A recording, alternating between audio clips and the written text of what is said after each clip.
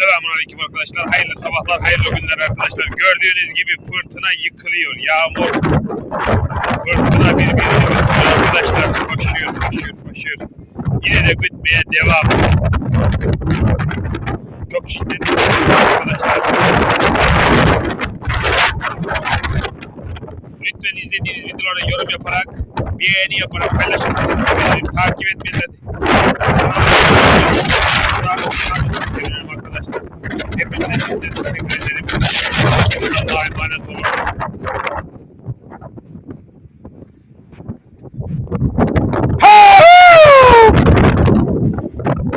Böyle gitmeye devam.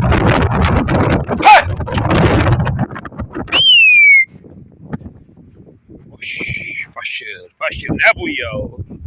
Yıkılacak sanki res.